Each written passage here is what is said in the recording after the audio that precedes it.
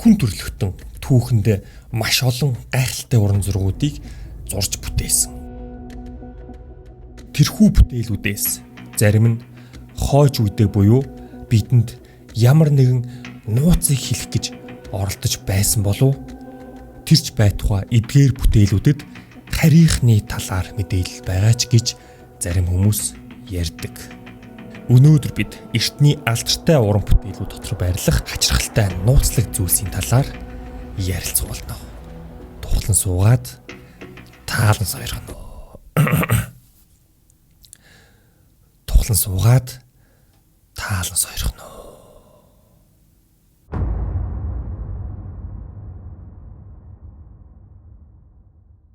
За, өнөөдөр хэдүүлээ бас сонирхолтой сэдвийн талаар ярина. Тэр нь болохоор юу вэ гэхээр та хэд өмнө хальт мэлт над руу энэ талаар хүсэлт явуулж ирсэн. Тэгээ би за дараа тэгж байгаа гэж хийсрээд өнөөдөр шийдэмгий суугаад байж гин. Тэрний юу гэхээр бүр эртний эсвэл бүр дундад зууны сэргэн мандалтын үеийн тэр алдартай уран зургууд дотор ямар нэгэн тийм нууцлаг хачирхалтай дүрсүүд бол хүн төрөлхтний анхаарлыг татсаар ирсэн. Тэрхүү зурнуудын талаар ярилцуулна.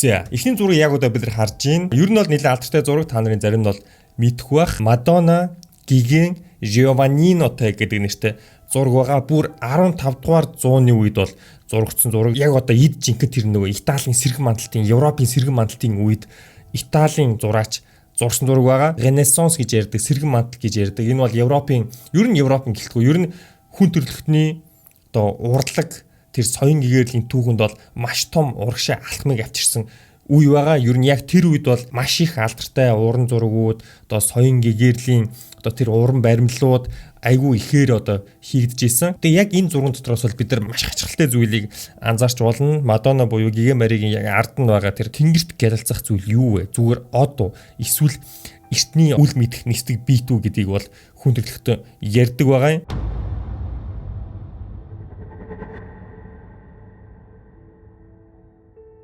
Ингээд доор нь ингээд хүн гайхаад харж байгаа.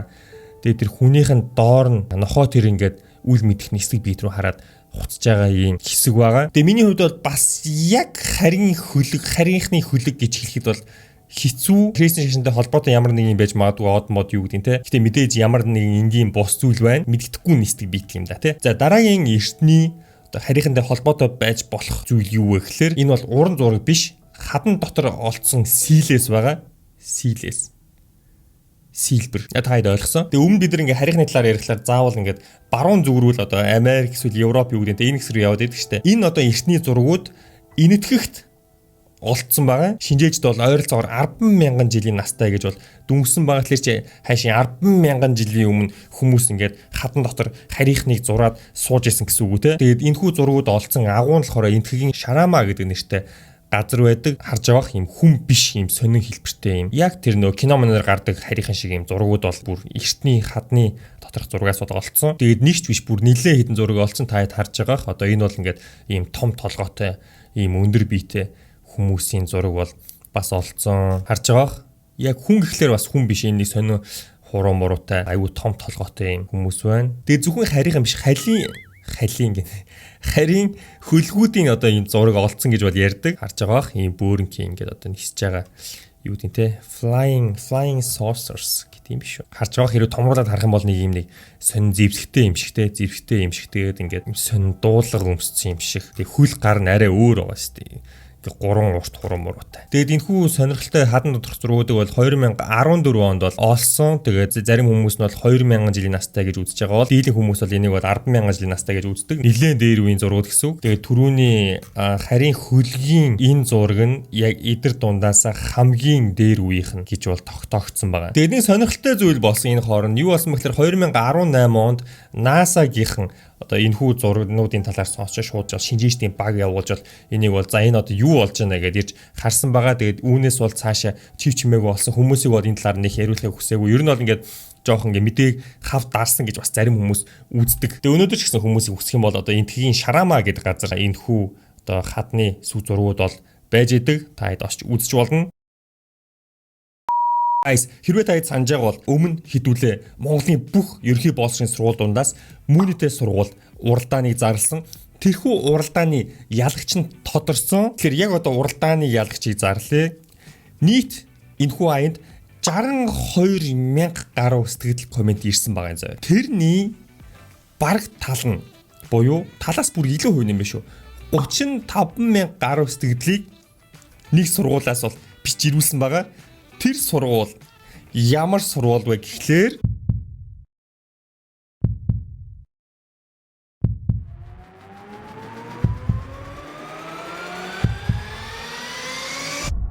Наян 4-р сургууль байна. Баяр хүргье. Түр 13-т амьдарч ирсэн. Тэгээд 84-р сургууль рүүсэнд бол би бас хувьдаа бас баяртай байна. Маш коллектив зохион байгуулалт өндөртэй байж Мөнийтэй сургууль аянд бол төрүүлж чадсан. Тэгээд харж байгаа. 84-р сургууль дээр Мөнийийнхэн очсон. Ачааны машин дүүрэн Мөнийтэй очиж бол хүүхдүүдэд Мөний тараасан.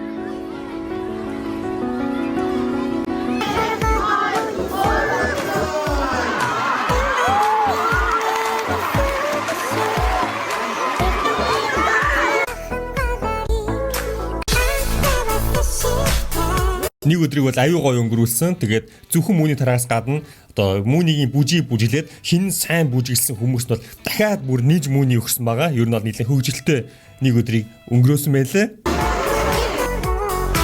Харж байгаа. Хүүхдүүд аз жаргалтай байна.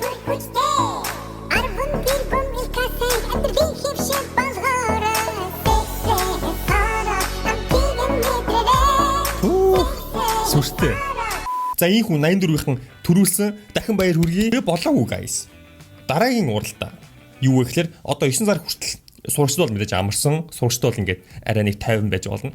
Харин одоо Мөнийтэй гэр бүл нэртэй фото зургийн уралдаа эхэлсэн байгаа. Гэр бүлийнхээ гишүүн бүр Мөнийгээ бариад гой аялж байгаа зураг ч юм уу те авахуулаад Юуна Мөний Facebook пэйж рүү явуулаарай. Шагнал нь нэлээд супер шагнал байгаа шүү заяа. Одоогор төр зур нууц үлдээ заяа.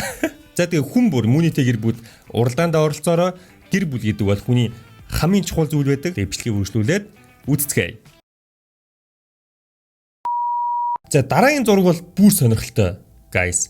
Тэр нь болохоор юу вэ гэхээр Кристин баптизм гэдэг нэртэй зураг 1710 он бас нэлээд дээр үеийн зураг байна. Aert de Gelder гэдэг фламанд одоо зураач зурсан зураг байгаа. Тэгээд энэхүү зурган дээр одоо юм дискэн хэлбэртэй одоо үл мэдэх нийстийг бийт бол доошоо ингэж гэрэл цацруулж байгаагаар гарсан байгаа. Яг таад харж байгаа. Энэ бол энийг одоо үл мэдэх нийстийг бидэхгүй бол өөр одоо юу үл мэдэх нийстийг бийт гэх юм бэ те. Тэгээ ер нь ингэж анзаарах талаар бас сонирн байгааз ингэ Христийн шашинд айгүй их ингээд харийнхны ийм нийстийг бийтүүд эсвэл ингээд ямар нэг яг магадгүй зүгээр ингээд бурхныг илтгэхэд тэгээ тэр нь ингээд яг одоо харахаар харийнхантай ойролцоо харагдаад байгаа гэж бас магадгүй л дээ. Гэтэл яг нөгөө Манусын кино дээр хардаг харийнхантай адилхан байгаа нь бас сонирхолтой. Энэ бүхэн бол энд зогсохгүй 17 дугаар зууны үеийн Гүржийн Митшета Светишовели гэдэг нэртэй сүмд бол ийм зураг байсан байгаа. Яг одоо бид нар харах юм бол одоо Христийн хоёр талд нь ийм бас нэг ийм үл мэдэх хоёр нийстэг бит хоёр тийшээ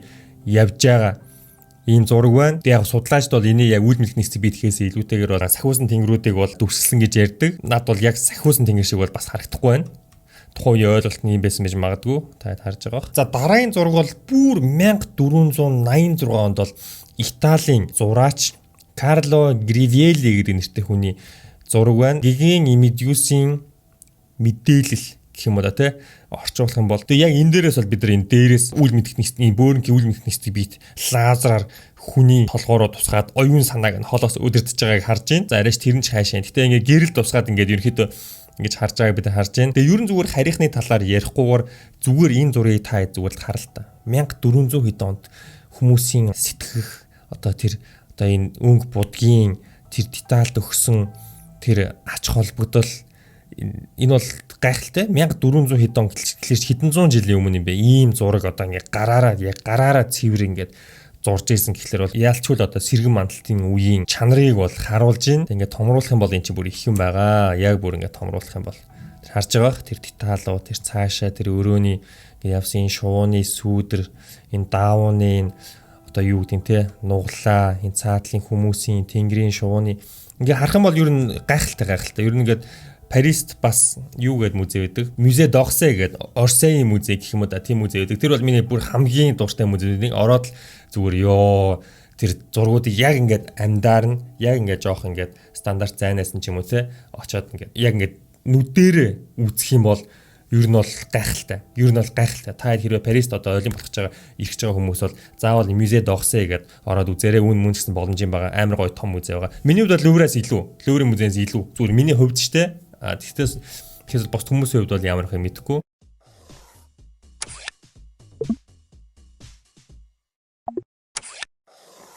Тэгээ харж байгаа зүгээр энэ ганцхан энэ зурганд л ингээл маш их утга санаа, ач холбогдлыг багтааж чадсан байна. Тэгээд миний анхаарлыг хамгийн их татж байгаа деталь бол энэ байна. Тэнгэрээс одоо энэ харийнхан л яг бодол санаа удирдах байгааг л тухайн үед бол хүмүүс мэдчихсэн байж таарч байгаа байхгүй юу? Зураач Карло Гривелли саяхан бол зүгээр миний утга санаа шүү. Яг ойрын утга санаа нь юу вэ гэхээр энэ эмэгтэй бол гигэ мари юм байна. Тэгээд бурхан бол одоо ингээд тэнгэрээс чи одоо ингээд Есүсийн ээж болсон шүү гэж одоо ингэж анх одоо хэлж байгаа юм уу да тий? Ингэж бурхан дээрээс тэнгэрээс одоо ингэж сануулж байгаа, хэлж байгаа, мэдээлж байгаа тийм утгатай юм байна. Гайхалтай. За дараагийн одоо зураг бол бүр гайхалтай зураг 1350 он. Oh my god. 1350 оны Христийн цовдлогоо гэх бах те. Гэр нэртэй зураг байна. Энэ болохоор зурсан одоо уран бүтээлчин тодорхойгүй тэгсэн мөртлөө Косовогийн Диканы сүмийн хан дээр олцсон гэх юм уу да, хан дээр одоо зурагдсан зураг байна. Тэгээ хамгийн гайхалтай нь юу вэ гэхээр зургийг одоо бид нар бүтнээр нь харж байна. Хэрвээ томруулах юм бол биш үү? Зургийн баруун зүүн дээд хоёр талд нь ийм нисдэг одоо хөлөг дотор байгаа хүн нисэж байгаа байхгүй юу? Одоо ямар нэгэн одоо нисдэг бит дотор байгаа. Одоо ингэ харж байгаа. Тэгэхээр энэ бол маш их одоо нууцыг дагуулж ин тухайн үед үнэхээр хүн төрлөختөн ийм нисдэг битийг зохион бүтээгээд хэрэгэлдэг байсан бол яах вэ? 700 жилийн өмнө хэрэгэлдэг байжгаад тэгээ буцаад эвдэлсэн бол хинч мэдэхгүй гэх юм уу? Бид нар мэдэхгүй шүү дээ. Яаж мэдхий? Тэгээ ер нь сонирхолтой. Маш олон хүмүүс бол энийг сансрын хөлийг бол өөрчилж харсан гэж бол ярьдаг. Гэхдээ зарим судлаачид бол энийг бол нар болон сарыг бол ингэж илтгэсэн зургаа, илтгэсэн одоо энэ нар энэ сар юм шиг байгаа тийм. Тэгж одоо илтгэж байгаамаа л гэсэн байгаа. Гэхдээ нар сар дотор хүн байхгүй шүү дээ. Сонирн байгаа шүү дээ. Ягаад дотор хүн хийн гэж.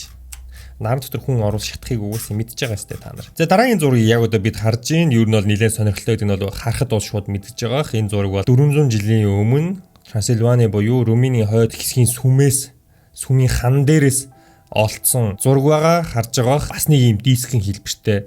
Ер нь бол ингээд яг л харийн одоо кинонд гардаг л бас л харийн хөлөг гэж харахаар ер нь бол тэгэж маш детальтайгаар зурсан байгааг харж гин. Гэтэ бусад зурагнаас ялгах ялгаа нь гэвэл энэ зураг бол доошоо унж гин. Сүнжгүй харийн хөлөг юм шиг байна. Энэ утаа мутаа гарцсан те. Тэгээ энэ доор нь бичигдсэн байгаа энэ үг нь болохоор юу гэхэлээ Израиль итгэлээ бурханд өгөөч гэх юм уу те.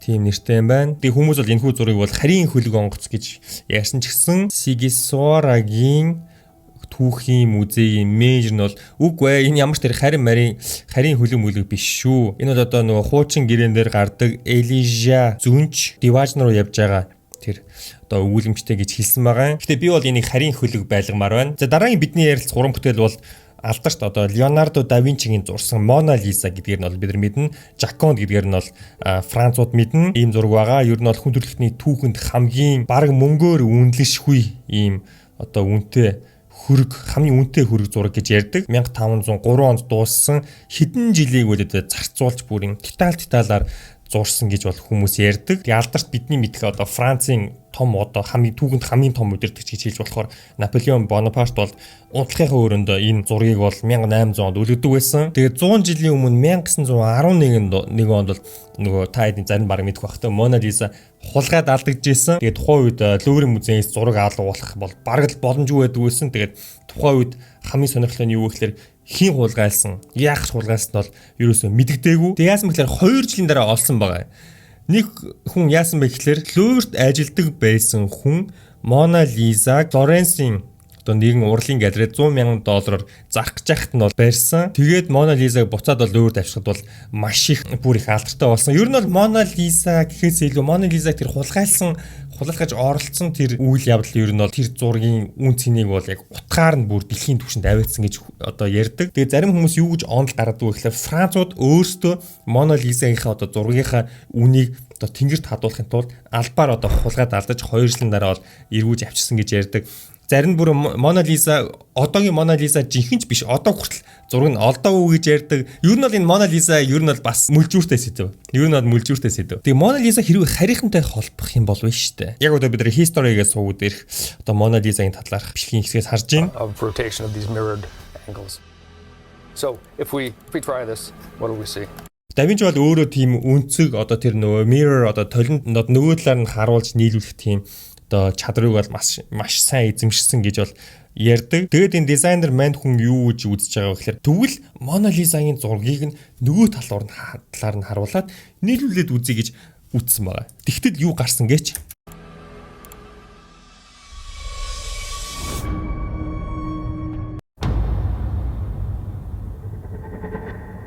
Oh my god. Харин хүн. Is this helmet-shaped creature simply the product of a parlor trick? Харж байгаа бох. Жохон мөрийн зөрүүлэхэд л ийм харин хүний одоо дуулахтай харин хүний толгой гарч ийн. Аимшигтай. If so, then why can a similar creature Харж байгаа бох. Нөө кино гэдэг штэ. Юу вэ? Predators гэх. Тэрний юутай адилхан юм те. be seen in another famous painting by Da Vinci, Virgin and Child with Saint Anne? Вөө, өөр Да Винчигийн зурган дээрээс нь бас ингэж нийлүүлсэн чинь ингэж олцсон юм байна. Яг ижлэхэн царайтай харийн хүн гарч ирсэн юм байна. By Da Vinci, Virgin and Child with Saint Anne. Гайхалтай. За, өөр нэг зураг. Hand poses of Leonardo, is that giving us a hint about where to put the reflective plane? So we're in a 3D environment here. We can do anything we want. We just make a little duplicate.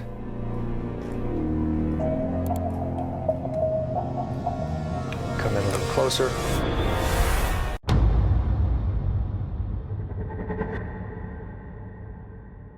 Ладла энэ ч нэх юу ямар ч хүний царайг ингээ хоёр талаас нь шахаж байгаа бол ингэж л харагдсан шүү дээ. Энэ арай. Энэ бол жоо арай уушлаарай. Жохон давсалмаар л байна.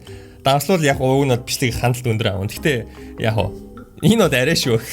Таад миний царайгдсан голоор нь ингэж хуваагаад ингээд нэгтлэн ингээд шахаад ингээд тавих юм бол ингэж л харагдсан шүү дээ.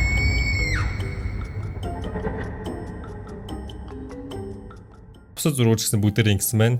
Харин үнэхээр ийм царайтай байсан бол яах вэ? Тэгээ өөр нь хэлэх зүйтэй зүйл юу вэ гэхээр та энэ сүмийн одоо зургийг та харж исэн баг. Яг одоо бидний харж байгаа энэ одоо хэн байна? Сансрын нисгч байгааз. Энэ сансрын нисгч одоо нэг сүм дээр барилдаг. Тэр сүм нь хэдэн онд баригдсан гэж бодож байна? 1600. Яг зөв 1600-нд баригдсан бараг тэгээ 400 гаруй жилийн өмнө баригдсан сүм дээр яагаад ийм орчин үеийн хувцастай сансрын нисгч байна?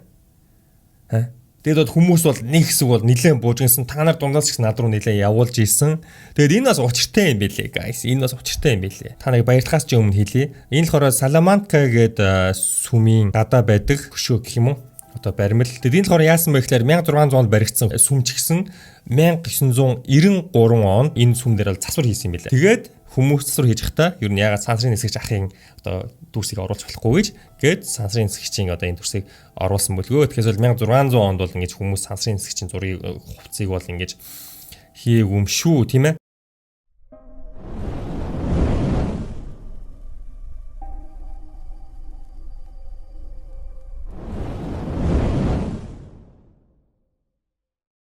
За тэг өнөөдөр хэдүүлээ маш сонирхолтой сэдвийн талаар ярилцлаа. Тэгээд хүн болгон эртийг бүртгүүлэхээ мартав. Эртийг бол байнга авж байгаа шүү. Бүгд лайкаа дараараа. Тэгээд дараа имжлэгээр уулзлаа. Түр баяртай. Мөнийгээ сайн уугаараа. Дараа имжлэг уулзлаа. Түр баяртай guys.